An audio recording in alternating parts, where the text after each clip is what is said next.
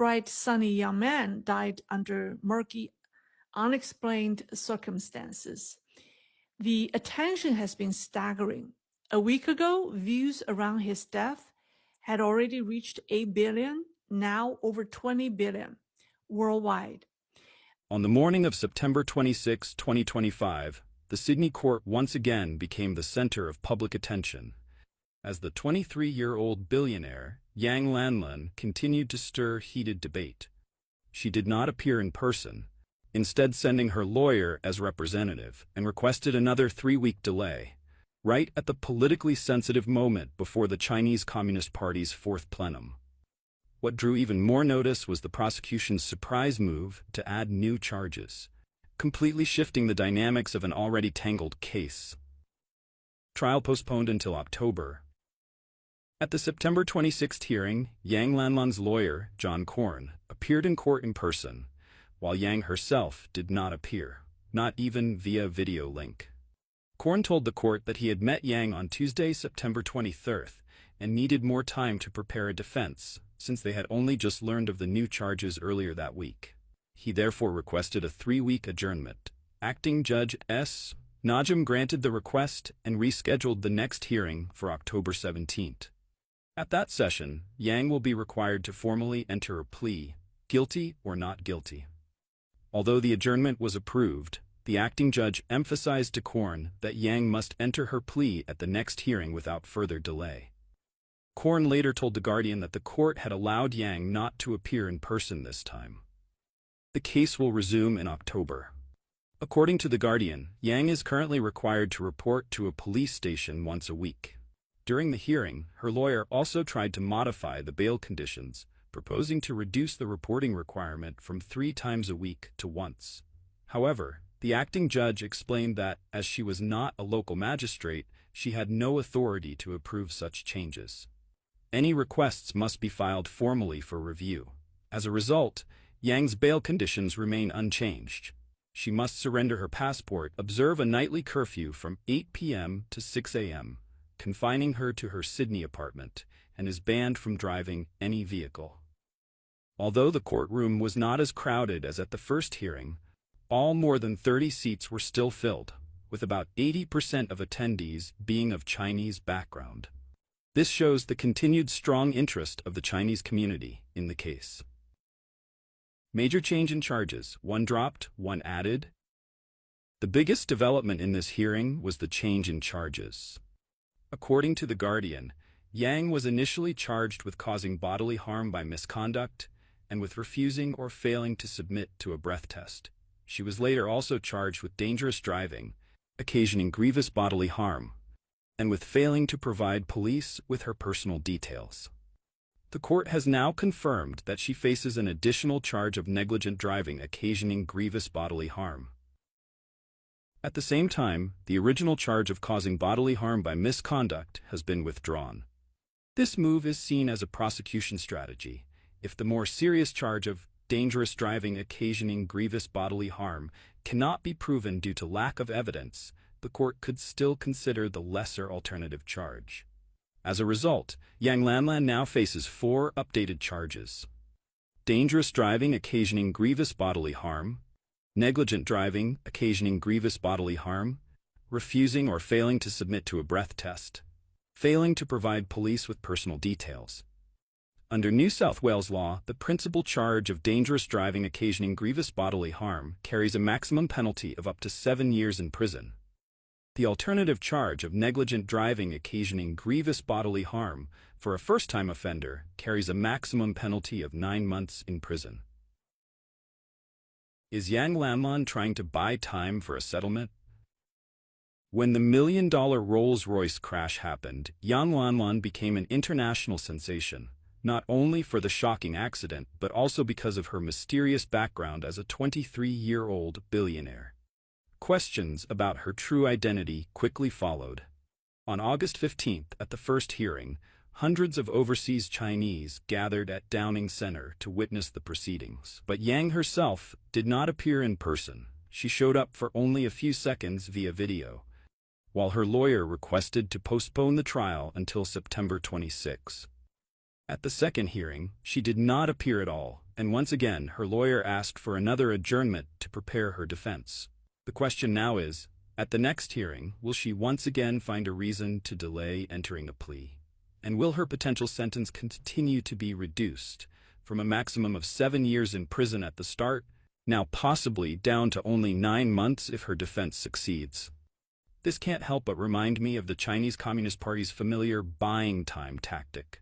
When a crisis breaks out, the first step is to suppress information and delay, giving time to negotiate behind the scenes. Then, when the moment is right and certain deals have been struck, only selective official information is released, while the truth remains hidden in the dark. The timeline itself raises eyebrows. Yang Lanlan caused the accident on July 27th. Just days later, on August 5th, the CCP suddenly announced it was lifting a 15-year ban on Australian Apple imports. 3 days after that, on August 8th, Beijing directly extended a $2 billion loan to Australia's mining sector.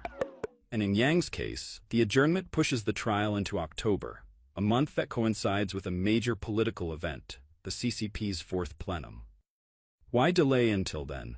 Perhaps it is to see who emerges on top in the party's internal power struggles, who holds real control, before deciding how Yang's case should be handled. At just 23, Yang already owns a supercar and a multi-million-dollar mansion, yet the Rolls-Royce was registered under a shell company, Venture Global, while the mansion in Sydney's elite Vaucluse district was listed under a trust. No assets in her name, no property directly tied to her.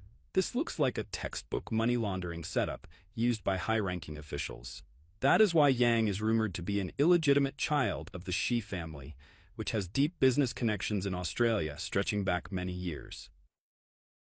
If Xi's faction prevails at the fourth plenum, Yang Lanlan may walk away untouched. But if Xi's side falters, her fate could turn grim. Or perhaps the opposing faction intends to use Yang's case as a bargaining chip against Xi Jinping himself. The Yu Menglong case. Is the Xi family being pulled into the storm again? It's not just Yang Lanlan. Yu Menglong's case may also be a blow aimed at the Xi family. The Yu Menglong case is surrounded by mystery, with numerous videos and audio recordings from the scene. Many of them were captured using telephoto lenses and directional microphones, suggesting the presence of a professional surveillance team. This has only deepened the intrigue. Rumors claim that Yu Menglong possessed evidence of the Xi family's money laundering activities, allegedly tied to Yang Lanlan, and that this may have led to his elimination. Records from Tianyancha show that Yu Menglong had once set up 2 studios, Dongyang Chanmeng Film and Culture Studio and Shanghai Chimeng Film and Culture Studio. Both were registered under his personal name, but have since been dissolved. Dongyang Chanmeng was established in September 2016 and closed in July 2025. Shanghai Chimeng was established in August 2017 and dissolved in November 2024. On September 15, 2017, Shanghai Chimeng, through the Beijing Shijie Intellectual Property Agency, registered a trademark under Yu Menglong's name, registration number 2642561, in Category 13, Weapons and Fireworks. Yu also co-founded companies with other artists in fields ranging from medical devices and entertainment to agriculture and cultural stationery. Yet, everyone knew he was not wealthy.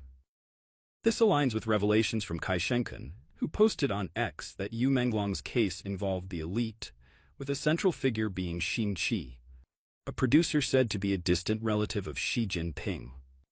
Xin Qi's red second-generation background was well known among directors, producers, and entertainment companies.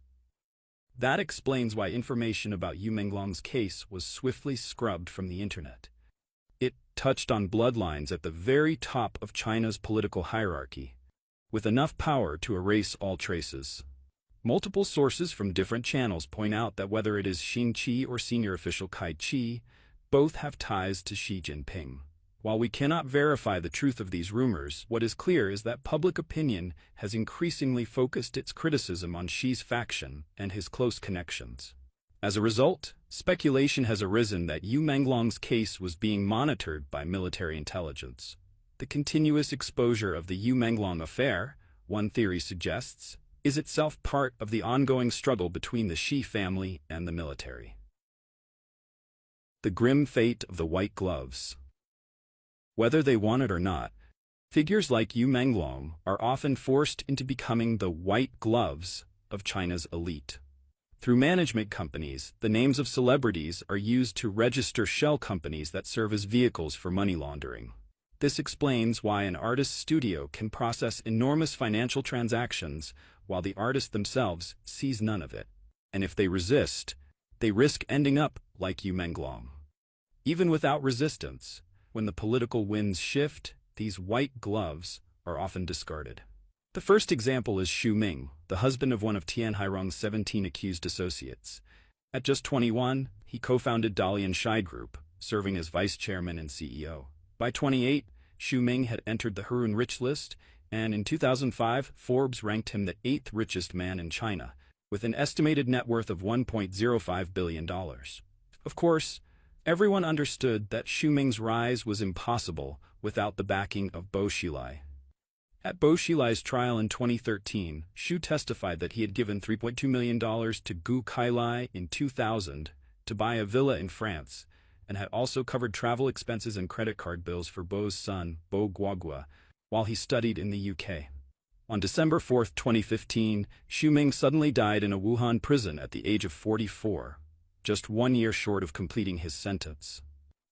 According to Sina, 3 cellmates heard him collapse in the bathroom. They rushed in and tried to save him, but it was too late. A close source revealed that only 2 hours earlier, Xu had been jogging.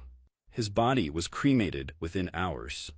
Analysts believe this may have been a political assassination, meant to silence him and bury all traces of the Bo Xilai Zhou Yongkang coup plot, as well as more than 100 billion yuan in money laundering tied to Zheng Qinghong's family. Another case is Xiao Jianhua. In January 2017, the billionaire tycoon mysteriously vanished from a luxury hotel in Hong Kong. The news shocked not only Hong Kong, but also the entire world, as Xiao was not only ultra-wealthy, but also deeply influential in China's financial sector. Security cameras showed a group of nearly 10 unidentified men wheeling Xiao out of the hotel in a wheelchair. Media speculation pointed to his abduction by CCP agents. More than 5 years later, Xiao suddenly reappeared in a Shanghai court, where he was sentenced to 13 years in prison for causing severe risks to national financial security. His Tomorrow Group was hit with a record fine of 55.03 billion yuan. Tomorrow Group was unlike any other conglomerate. Despite its enormous wealth, it operated in secrecy and dispersion, with company details and personnel deliberately concealed. It had a presence across China, Hong Kong, and Taiwan, running through independent financial platforms, many of which were shell entities used to conduct complex financial transactions. In 2015, as Xi Jinping intensified his Tigers and Flies anti-corruption campaign, China was suddenly hit by a severe stock market crash. The Shanghai Composite Index plunged nearly 45% in just 2.5 months. Over 90% of stocks lost more than half their value, and 20 trillion yuan in market capitalization evaporated. Xi's government poured over 1 trillion yuan into saving the market, but the collapse could not be stopped, targeting senior officials and financial tycoons, including Xiao Jianhua. Numerous sources claim Xiao was a white glove for Zheng Qinghong's family, and that Tomorrow Group was a vehicle for Jiang Zemin's faction, specializing in laundering money and moving assets overseas. Xiao built a sprawling web of overlapping ownership, creating countless subsidiaries and shell companies to carry out hidden deals with listed firms. This allowed him to manipulate profits and siphon money from publicly traded companies while staying under the radar. To legitimize the massive wealth derived from Inner Mongolia's mineral resources, the party's princelings relied heavily on Xiao Jianhua, while they themselves receded into the background. Xiao used schemes to acquire state-owned enterprises and mines at low prices, then revalue them at inflated prices before injecting them into listed companies. He would then securitize the assets and reap huge profits. Beyond that, Xiao used cross-border capital flows and international investments to move the fortunes of high-ranking officials overseas. And this is why Yu Menglong was silenced, why authorities went to great lengths to cover up his death, and why Yan Lanlan is scrambling for a way out. BBC Chinese, Reuters, and I think an Australian paper have all picked up the story. The sheer scale of attention has rattled the Chinese authorities to their core, and we should keep up the momentum and keep the pressure on.